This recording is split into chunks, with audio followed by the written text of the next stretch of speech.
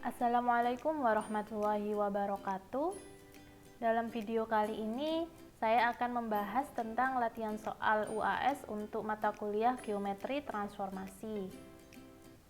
Baik, langsung saja kita ke soal yang pertama. Diketahui titik A, B, dan P tidak segaris dan berbeda. Untuk yang pertama, lukislah SA SBP. Di sini karena S berarti setengah putaran. Untuk melukis SA SBP kita lukis dulu titik P ya. Untuk letaknya sembarang, bisa di sebelah sini misalkan di sini titik P. Kemudian kita buat setengah putaran terhadap titik B. Dan ABP ini tidak boleh segaris, misalkan B-nya di sini. Kemudian A-nya di sini misalkan. Karena di sini setengah putaran terhadap B dulu, berarti P ini dicerminkan terhadap titik B. Nah, misalkan hasilnya di sini. Ini berarti jaraknya sama ya. Kalau di sini bisa ditulis P aksen atau sama dengan SBP gitu ya. Kemudian kita lanjutkan, kita cerminkan titik P aksen terhadap titik A untuk bisa mendapatkan titik P double aksen, atau di sini bisa ditulis SA SBP seperti itu. Nah, di sini jaraknya sama. Ini untuk jawaban yang poin A. Baik, selanjutnya untuk yang poin B, misalkan A sama dengan 5,2. Tentukan nilai SAP sama dengan P aksen jika P sama dengan setengah A ditambah 5,2 min sepertiga A. Nah, di sini bisa kita gunakan teorema 7.4 ya. Jika A sama dengan A, B dan P itu X, Y, maka SAP sama dengan 2A min X, 2B min Y. Nah, di sini diketahui A-nya 5,2, untuk P-nya setengah A plus 5,2 min sepertiga A. Nah, kita diminta untuk mencari SAP sama dengan P aksen. Nah, di sini SAP itu diperoleh dengan cara koordinat X-nya dengan cara 2A min X ya. Berarti kalau kita mencari SAP ini sama dengan 2A min X, 2B min Y. Nah, satu kesatuan ini akan menjadi X-nya, satu kesatuan ini akan menjadi Y-nya. Sedangkan yang di titik A, di sini jadi A kecil ya, B kecil. Oke, sekarang kita masukkan 2A, berarti 2 dikali dengan A kecil ini berarti ya, 5. Kemudian dikurangi dengan X tadi satu kesatuan ini berarti setengah A plus 5, kemudian koma, 2 dikali B nya 2 dikurangi dengan Y, satu kesatuan Y ini berarti 2 dikurangi sepertiga A. Oke, sekarang kita tentukan, berarti 10 dikurangi dengan setengah A, ini kan ada negatifnya ya, negatif dikali 5 berarti min 5, 2 kali 2 4, min di sini min 2, kemudian min ketemu min jadi plus sepertiga A. Oke, 10 dikurangi 5, min setengah A, 4 dikurangi 2 berarti 2 ya, ditambah 1/3 A. Nah, ini adalah jawaban untuk yang poin B.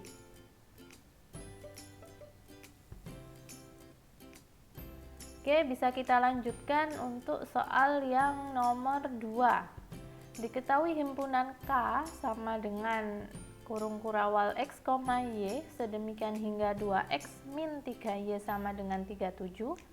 Misalkan A-nya 2,-1 dan C-nya 5,3, jika G itu adalah sumbu X, maka yang pertama, apakah A itu elemen MGSCK?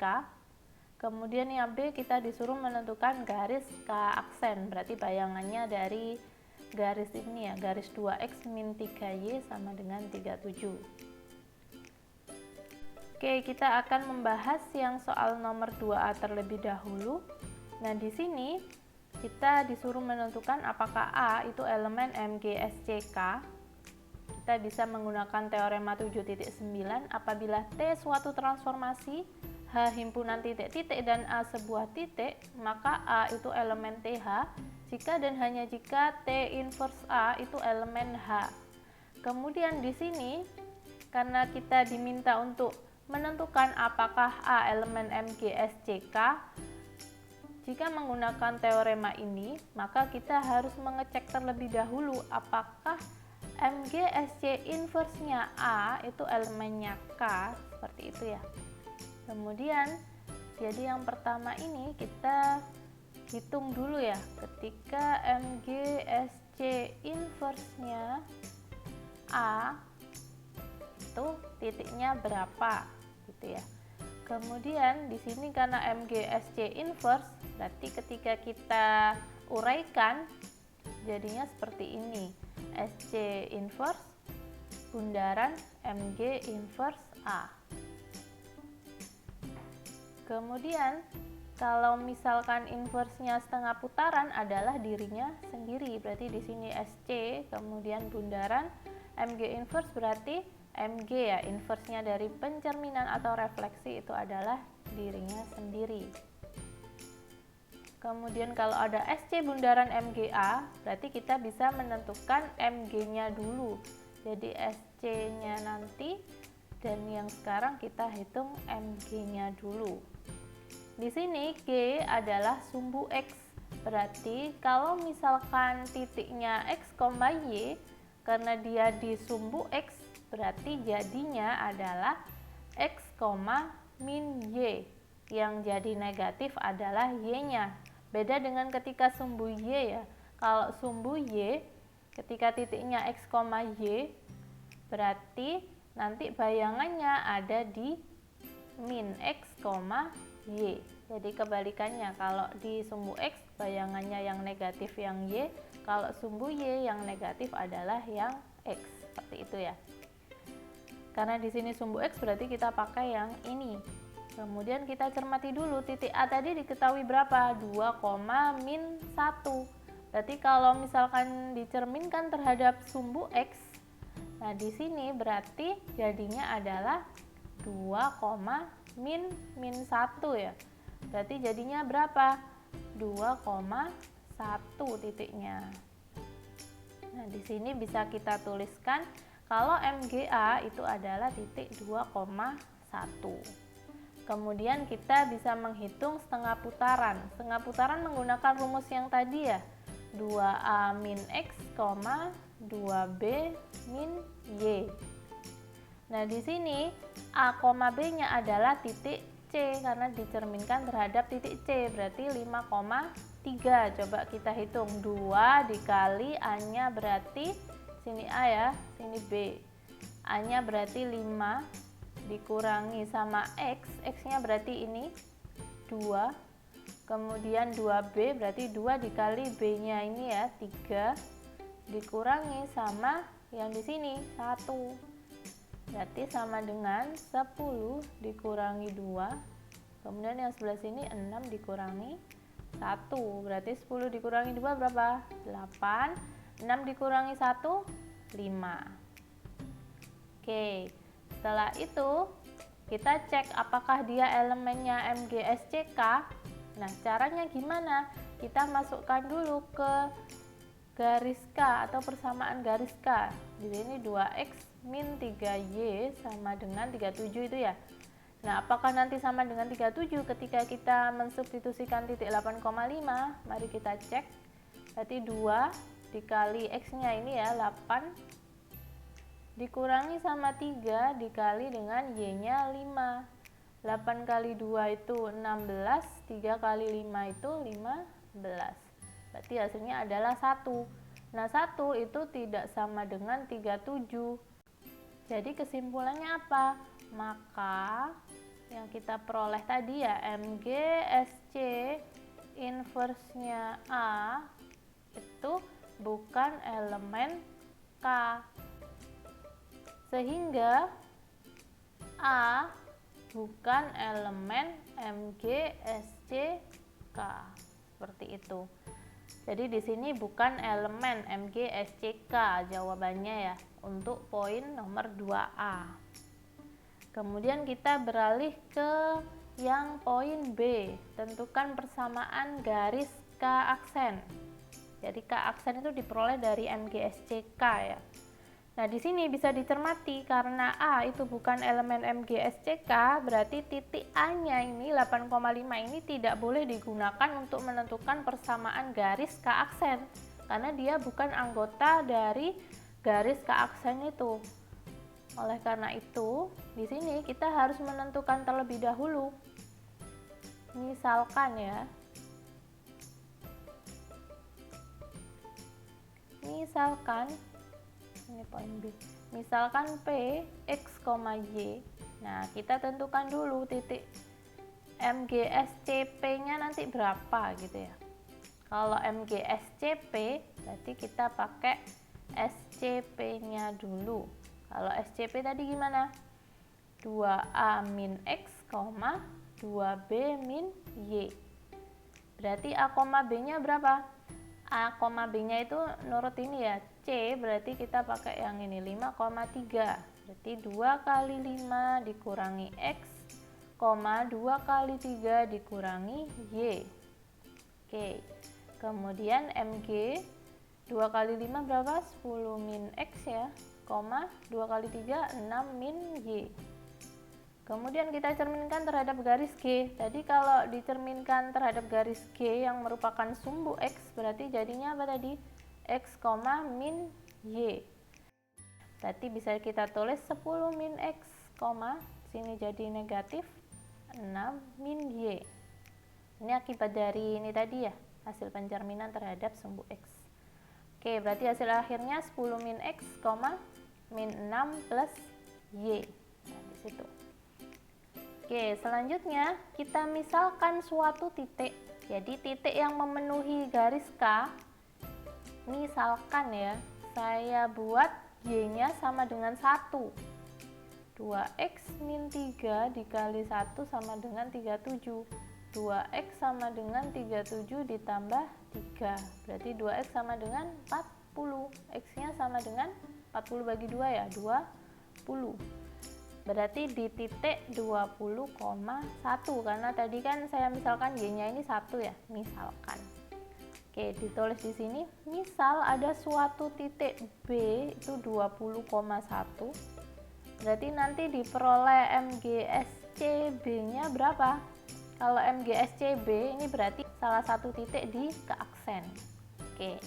MGSCB ini kita pakai rumus yang ini berarti 10 min X, min 6 plus Y gitu ya. X, Y-nya pakai yang B ini 20,1. Berarti 10 min 20, min 6 plus 1. Berapa hasilnya? 10 dikurangi 20 min 10. Min 6 tambah 1 min 5. Oke, kita peroleh MGSCB-nya nanti min 10, min 5. Selanjutnya kita tentukan terlebih dahulu apa yang harus kita peroleh. Ini saya hapus dulu ya. Yang harus kita tentukan adalah gradien dari K. Karena nanti K ini ketika kita cerminkan atau kita transformasikan terhadap MGSCK itu nanti kan garisnya sejajar dengan K aksen. Berarti nanti gradiennya sama dengan garis K. Oleh karena itu kita tentukan dulu gradiennya. 2X min 3Y sama dengan 37. Berarti min 3Y sama dengan min 2X plus 37 ini ya. Nah, ini kan memenuhi Y sama dengan MX plus C. Berarti M-nya berapa? 2/3. Maka M-nya garis K aksen itu nanti 2/3 juga karena saling sejajar. Oke, selanjutnya kita tentukan persamaan garisnya dengan rumus yang persamaan garis itu ya. Y min Y1 sama dengan M, di sini pakai MK aksen, X min X1. Oke. Y dikurangi Y1 nya pakai ini ya, yang sudah kita cerminkan tadi, yang sudah kita transformasikan, min 10, min 5. Berarti di sini plus 5 sama dengan MK aksennya 2/3. X nya tetap X, di sini X1 nya min 10, berarti jadinya plus 10. Oke, hasilnya adalah Y plus 5, ini kita tulis dulu, 2/3 X plus 2/3 kali 10 berarti 20/3. Y sama dengan 2/3 X ditambah 20/3 dikurangi 5. Kalau 5 ini kita samakan penyebutnya jadi penyebut 3, jadinya berapa? 15/3. Oke, Y sama dengan 2/3 X ditambah 20 dikurangi 15 berarti 5/3. Selanjutnya kita kalikan dengan 3 dulu ya. Berarti jadinya 3Y sama dengan 2X plus 5. Kalau kita buat nulisnya biar jadi lebih baik, berarti 2X min 3Y sama dengan min 5. Nah, ini hasil akhir untuk nomor 2B. Selanjutnya langsung ke nomor 3. Diketahui titik A, B, dan C tidak segaris dan berbeda. Lukislah GAB C. Berarti kita tentukan titik A, titik B, dan titik C. Misalkan ya, saya buat A-nya di sini, kemudian B-nya di sini. Berarti kalau GAB dia arahnya dari A ke B gini ya. Kalau misalkan kita buat titik C di sini dan ini GAB, berarti arahnya harus sama, menggesernya titik C ini harus sama seperti searah dengan arahnya itu A ke B. Dan panjangnya juga harus sama. Berarti di sini C, di sini C aksen atau sama dengan GAB C. Kemudian misalkan di sini nanti dimintanya GBA gitu ya, GBAC. Berarti ketika kalian gambar titik C di sini, karena BA kan menurun gini ya, kalau tadi A ke B kan naik, kalau BA kan menurun. Berarti dari C untuk bisa jadi GBAC, berarti dia nanti menggesernya ke bawah searah dengan BA dan juga panjangnya juga sama dengan BA. Misalkan di sini. Berarti di sini C aksen gitu ya. C aksen ini sama dengan GBAC, seperti itu. Itu contoh lain saja. Untuk jawabannya adalah yang ini aja tadi ya, yang sebelah kiri itu. Oke, lanjut ke nomor 4. Jika A 2,1, B 3,6 dan C min 2,9, titik-titik yang diketahui tentukan koordinat-koordinat titik D sehingga GCD sama dengan SB SA. Untuk yang nomor 4 ini kita bisa menggunakan teorema 10.5. Jika GAB sebuah geseran sedangkan C dan D adalah dua titik sehingga AB sama dengan 2CD, maka GAB sama dengan SD SC. Jadi kita harus memenuhi AB, ini ruas garis berarah AB ya, sama dengan 2 dikali ruas garis berarah CD, baru kita bisa memperoleh GAB sama dengan SD SC. Ini berdasarkan teorema 10.5. Kemudian kita hubungkan dengan soal ini.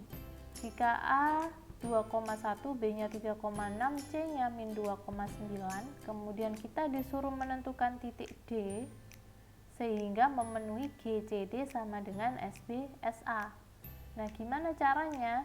Di sini kan tadi harus memenuhi GCD sama dengan SB SA. Untuk memenuhi hal ini kita harus memenuhi apa dulu syaratnya? Di sini AB, nah di sini AB ya. Berarti kalau kita diminta CD, berarti kita tulis CD, ruas garis berarah CD sama dengan 2 dikali ruas garis berarah AB sesuai dengan yang atasnya ya. Kalau atasnya 2CD, CD berarti di sini 2 kali AB. Oke, kalau misalkan kita gambar di sini ada ruas garis berarah, misalkan sini C, sini D, kemudian ada AB. AB-nya itu 2 kali ya, 2 kalinya AB itu sama dengan CD, berarti AB itu separuhnya dari CD. Nah, misalkan, jadi nanti kita misalkan ada suatu titik. Nah, di sini misalkan E ya, dimana ini nanti sama, AB, BE itu sama, kemudian AE itu sama dengan CD. Berarti kita tuliskan di sini dulu ya. Jadi kita misalkan dulu D itu X, Y. Kemudian kita misalkan lagi ada suatu titik E sehingga AE itu sama dengan CD gitu ya, sama dengan ruas garis berarah CD, dan B adalah titik tengah dari AE. Oke, karena tadi AE sama dengan CD, berarti kita bisa memperoleh titik E. Kan tadi sudah diketahui titik A-nya, titik C-nya, titik D-nya belum ya, X, Y ini ya. Nah, kita akan menentukan titik E. Nah, ini dengan bantuan teorema yang ini. Akibat 1 teorema 9.3. Jika P1 X1, Y1, P2-nya X2, Y2, dan P3-nya X3, Y3, titik-titik yang diketahui, maka titik P X3 plus X2 min X1, Y3 plus Y2 min Y1 itu adalah titik tunggal sehingga memenuhi P3P sama dengan P1 P2. Nah, di sini yang kita tentukan adalah E. Jadi kedudukannya sama ya. Di sini AE sama dengan CD, kalau di sini P3P sama dengan P1 P2. Oke. Jadi kalau kita menentukan titik E, ini saya tulis dulu, ruas garis berarah AE sama dengan ruas garis berarah CD, berarti E. Tuh nanti kalau kita masukkan di rumus ini ya, karena di sini AE sama dengan CD, berarti XA ditambah dengan XD dikurangi dengan XC. Gitu juga dengan Y-nya. YA ditambah YD dikurangi YC. Oke. E sama dengan, berarti XA-nya tadi berapa? Sesuai di sini ya, 2. Kemudian ditambah XD-nya berapa? XD-nya X dikurangi XC. XC-nya min 2. Tulis di sini min 2. Terus YA berarti ini 1 ditambah YD berarti berapa? Y ya. Kemudian dikurangi dengan YC berarti min 9. Oke.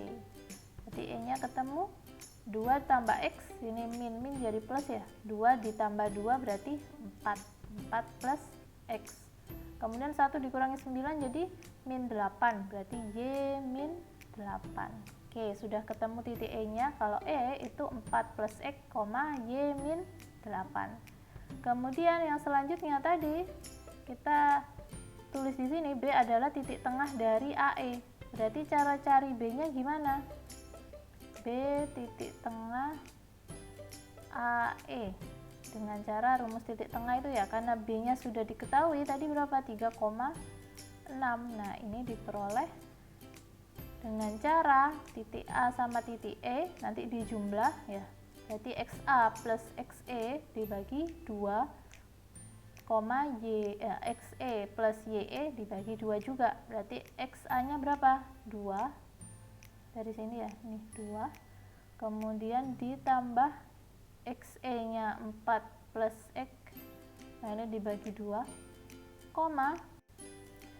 Berarti YA-nya berapa? 1 ditambah YE-nya Y min 8 dibagi 2. Oke, hasilnya berapa itu? 2 tambah 4, 6 ya. 6 plus X dibagi 2, koma. Y min 7 dibagi 2. Oke, kita cari masing-masingnya. 6 plus X per 2 tadi sama dengan berapa tadi? Di sini 3 ya, disesuaikan. Berarti 3 kali 2 6 sama dengan 6 plus X, berarti X nya ketemu 6 min 6 0. Kemudian yang Y nya berarti 6 sama dengan Y min 7 dibagi 2. 2 kali 6 12 sama dengan Y min 7, berarti Y nya ketemu 12 tambah 7 ya 19. Jadi sudah ketemu bahwa koordinat D nya itu adalah 0,19. Jadi kita sudah menentukan itu tadi ya, X, Y nya. Jadi koordinat D nya 0,19 sesuai dengan yang tadi, karena permisalan D nya kan X, Y. Nah ini sudah ketemu X nya berapa, Y nya berapa, jadi tinggal diberikan kesimpulan bahwa D itu 0,19.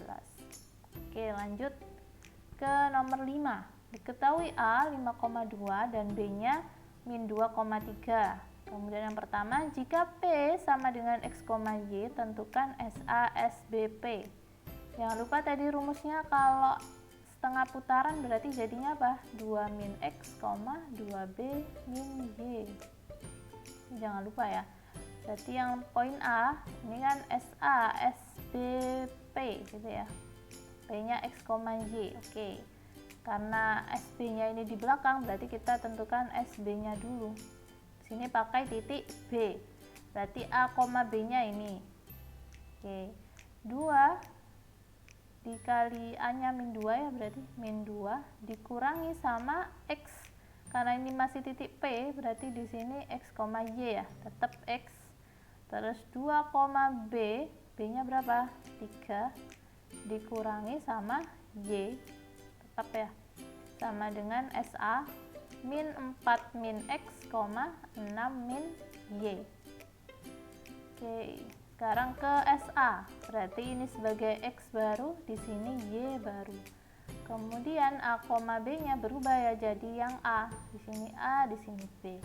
Oke, kita pakai rumus tadi lagi, 2 dikali A nya sekarang 5 dikurangi sama ini ya, satu kesatuan, min 4 min X, 2B, berarti 2 dikali B nya 2 dikurangi sama kesatuan Y nih, 6 min Y. Oke, hasilnya adalah 10 min ketemu min jadi plus ya, plus 4, kemudian min ketemu min X plus X. Kemudian yang sini 2 kali 2 4 dikurangi 6, terus min kali min Y plus Y. Hasilnya adalah 14 plus X, min 2 plus Y.